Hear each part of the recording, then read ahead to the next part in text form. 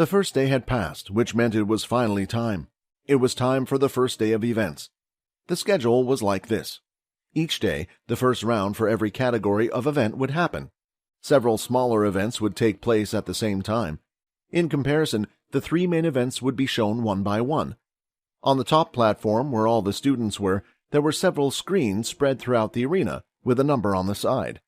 Each student was handed a pamphlet at their hotel, which indicated the schedule of events that would be displayed on several screens.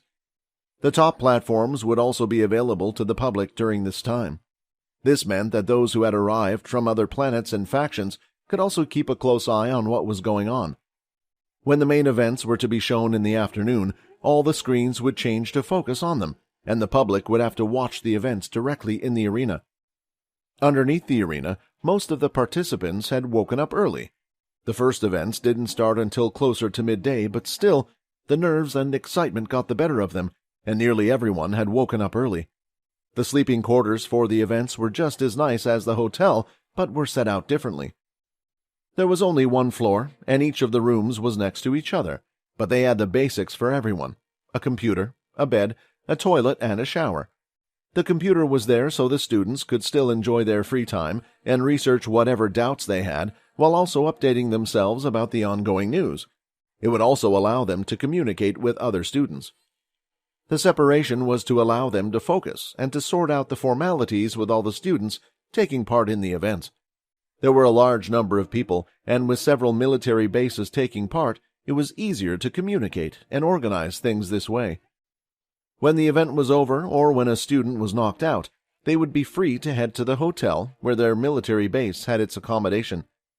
Peter, of course, had restricted access compared to the others. There was no computer in his room, and a guard was stationed outside his door during the whole night. When Layla had left her room in the morning, she went out and started to head to the target practice area. While walking, her legs were a little wobbly, and she had quite the bags under her eyes. Her body felt weak, and the energy was drained from her. One wouldn't expect this type of reaction from some of the participants, as they cared for an event like this. But for Layla, this was not the case. She had no reason to care for the tournament. Win or lose, it didn't matter. Her life was already predetermined. She wasn't going to get good grades and join the military or a faction after this. She couldn't even become a solo traveler if she wanted to. This became more apparent to her last night, and this was the real reason why she felt like this. Last night she had hardly gotten any sleep. When entering her room, she had prepared to have a nice rest. She had made a warm bath and placed the right amount of bath salts and solutions into the tub. She had never experienced pampering like this, and just wanted to enjoy it for once. However, fate was quite cruel to her. The sound of a message being received was heard on the computer. "That's strange. I didn't sign into anything, right? I don't think I even touched the computer. Maybe the person before forgot to log out?" she said as she started to walk over. However, even the thought of someone forgetting to log out was strange. Technology had come quite a way, and the computer was able to tell who was actually at the computer at the time through the camera. If it wasn't the correct person or the user wasn't seen, it would generally disconnect from whatever it was connected to. Still, this just made Layla even more curious. When she looked at the screen, her heart felt like it skipped a beat. On the computer screen was an envelope with a crest attached in red. It imitated the letters from the old times, when wax was used to seal essential letters. In this case, the seal was used as an angel, with its wings having been removed, falling to the side. It was a letter from Pure. They had their own ways of getting information to their members. Pure, in reality, was a much bigger and more influential group than the government would have liked the public to know. Layla's hand was shaking as she went to select the letter. What could they want now? Do they want me to do something? Maybe even attempt to assist someone? Thoughts were running through her head.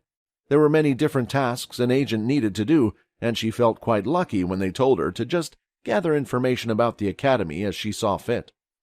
The letter could very well be her first real mission. Eventually, she plucked up the courage and clicked on the letter.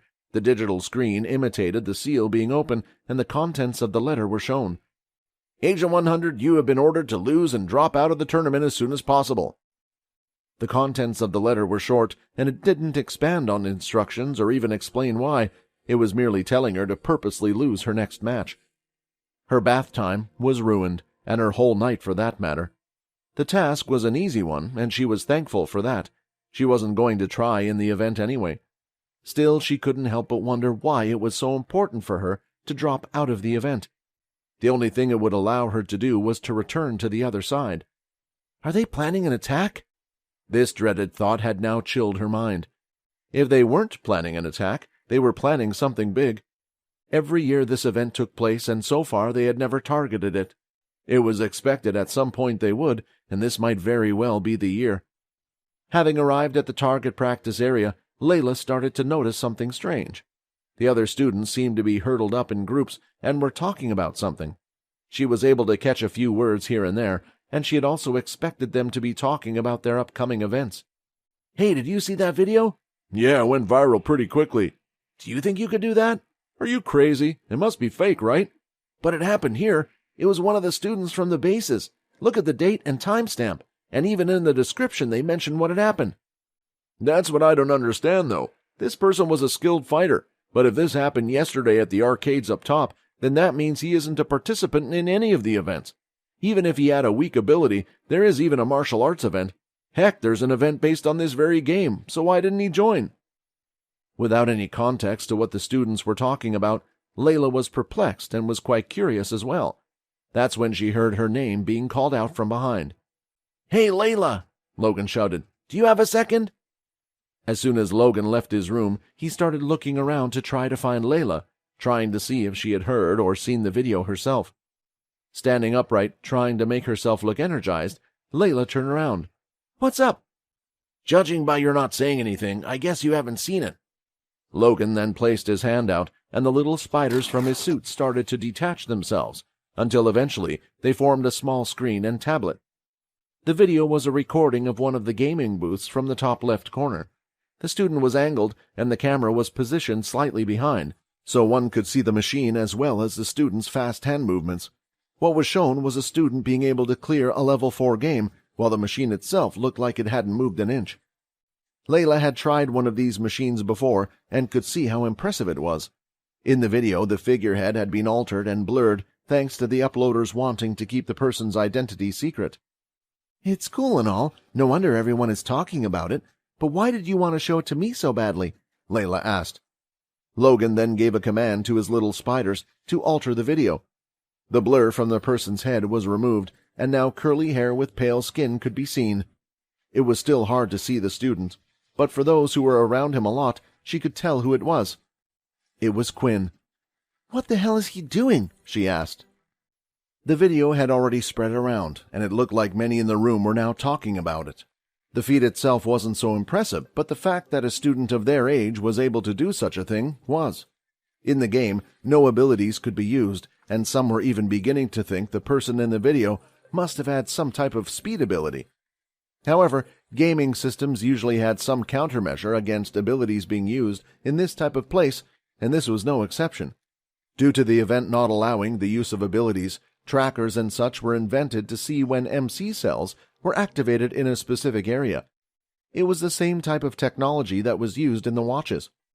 Although the game couldn't stop the use of abilities, it could detect if someone was using them or not. The video had come from someone who had full control of the video system that day. It would be silly for them to upload a fake video, but not impossible.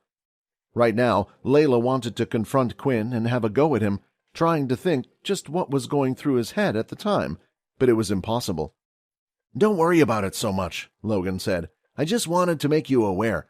I plan to lose my matches as soon as possible and try to help out Quinn when I am above. The video blurs out his face, but anyone interested enough would be able to do what I did. Not that I think they could tell it was him, but I think we should be prepared just in case. Layla nodded in response, and the two of them parted ways as Logan went off to the training area in his section. What Logan said had reminded Layla of the task that had been given. She too was meant to lose the match as quickly as possible. With a lot on her mind, she took out her beast bow and placed an arrow in from her quiver that was attached down the side of her leg. There were multiple targets, all different distances away. They would continually pop up and pop down at random intervals, making it hard for one to get the pattern. Letting go of the arrow, it flew out quite fast. Just as the arrow was about to hit one of the targets, She held it in place with her ability. When the target popped back up again, she allowed it to go forward and hit. The event Layla was in allowed her to use her abilities. She didn't know if that was a good thing or a bad thing, considering how weak her abilities were. If it were an event like this one, where the goal was just to hit the targets, then she would do pretty well, or at least not horribly. The students were told what they needed and what they were allowed to bring, but the finer details would only be revealed once the event started. This way, none of the students were able to prepare an unfair advantage beforehand. Layla continued to hit targets in this fashion. She didn't do anything fancy, and just hit them slowly, one by one. She just wanted to do a repetitive task, to focus and clear her mind right now. One of the arrows had left and was floating about. She held the arrow still in place once again, waiting for the target to pop up and hit it. But when the target popped up again, another object went flying past her arrow, hitting the target before she could even do anything. "Sorry, I didn't realize you were after that one," a girl said. As she turned her head, she saw a long-legged, straight blonde-haired girl standing by her side. She too had a bow in her hand, although it looked a lot more impressive than hers, perhaps at the advanced tier. Next to her were two more students, a boy and a girl who looked like a pair of brother and sister. They both had the same short hair parted off to the side. The girl had what looked like a giant version of a slingshot on her back. In contrast, the boy had several small tomahawks.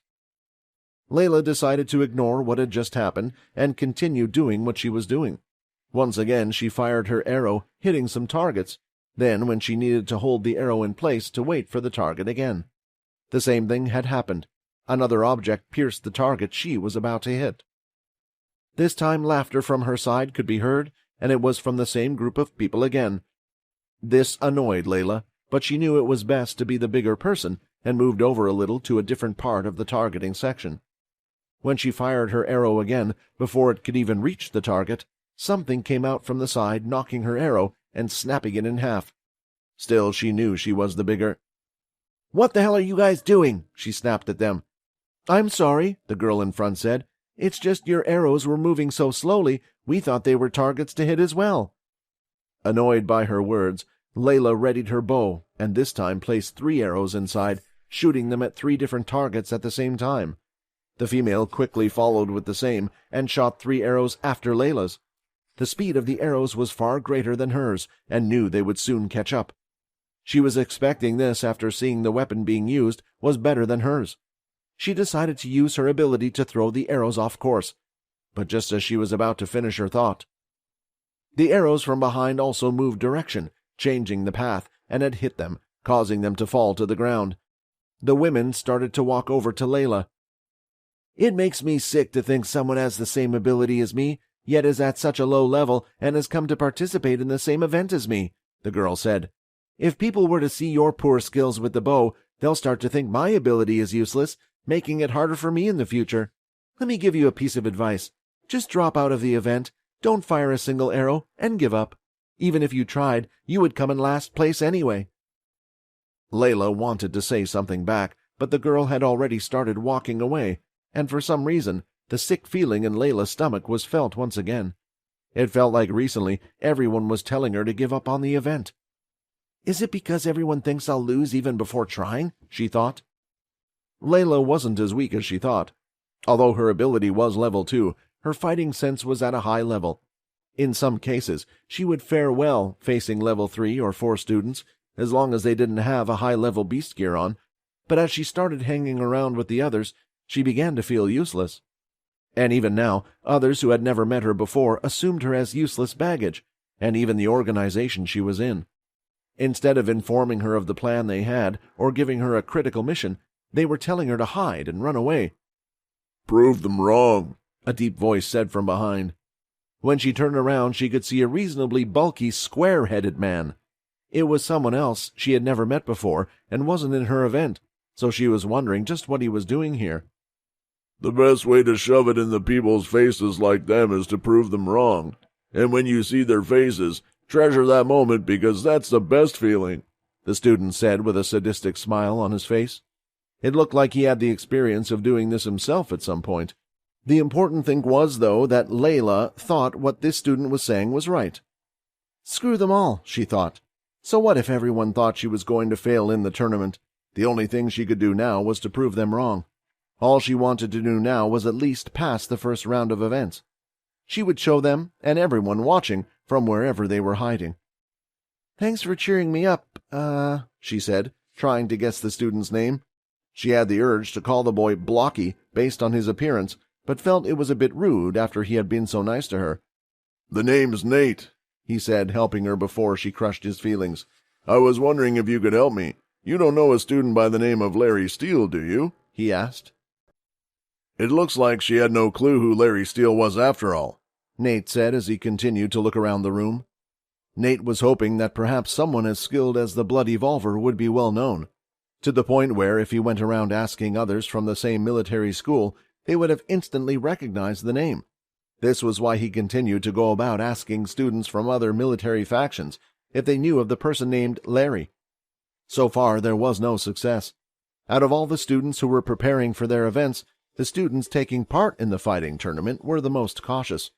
Everyone there was trying their best to hide their abilities and instead was doing some other form of training. This was because if one knew the other person's ability before fighting them, it would be a big advantage. With nothing else to do, all Nate could do was wait for the first round of the tournament. There, no one would be able to hide their abilities anymore. "Hey, Larry, how are you doing, bro?" A student's voice from behind was heard. Instantly, Nate turned around, hearing the name Larry. A medium-sized male student stood behind him, and looking at his uniform, he could tell he was a first-year student. "This has to be him," Nate thought.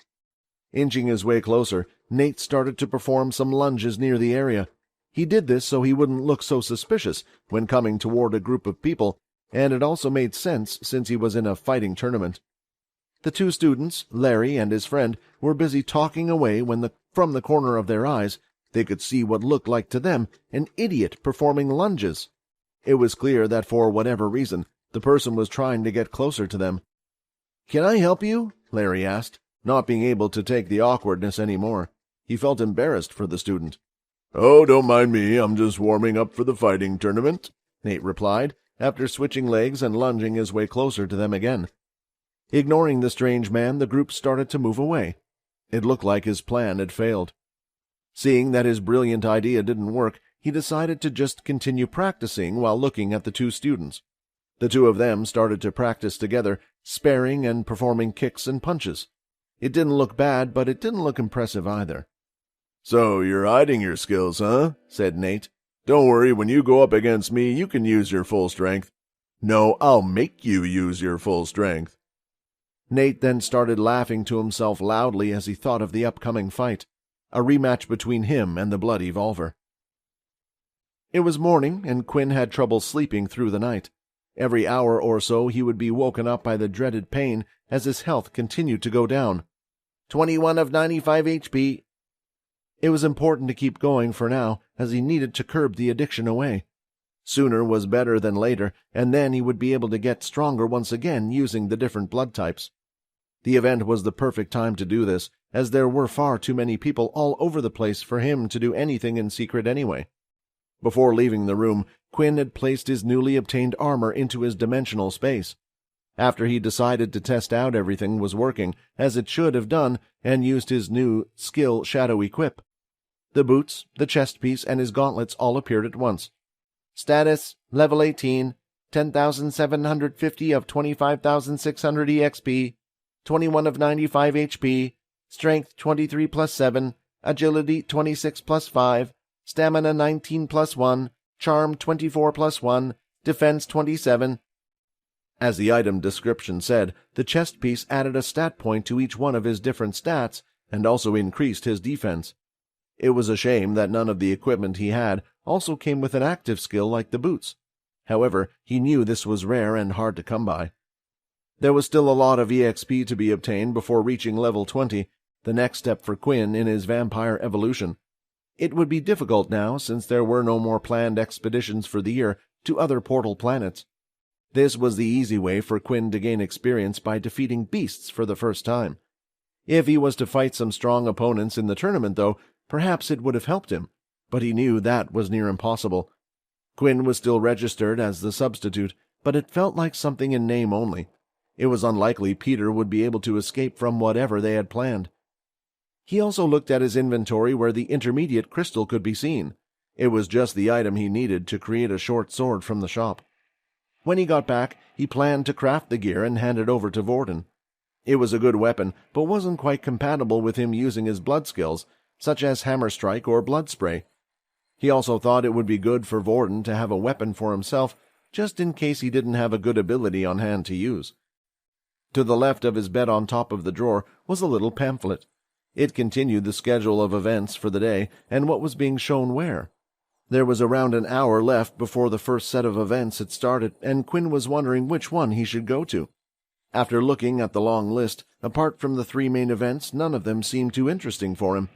While scrolling through the list, he managed to spot one called Block Block. He seemed to remember that the game he had participated in yesterday was called the same thing. Is it an event to do with the game yesterday? He recalled playing and seemed to have quite some fun with the machine. Perhaps it was something he could enjoy watching before the main events. Knock, knock. "Hey, Quinn, move your let's go," Fex shouted through the door. Putting his equipment back into the dimensional space, he took the pamphlet with him and answered the door. "Hey, where's Vorden?" Quinn asked. "I don't know, I came to get you first," Fex replied. When looking down the hallway, they spotted Vorden coming toward them. "Sorry about that, I had some things to deal with," he said, smiling.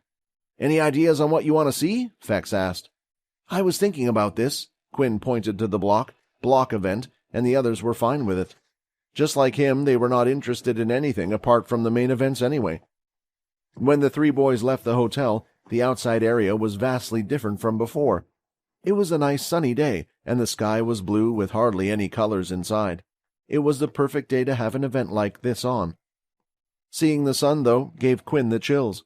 The ring protected him now from the sunlight's effects, but it was as if his mind naturally started to react to the fact the sun was too bright. Maybe a placebo effect that the sun still affected him in some way.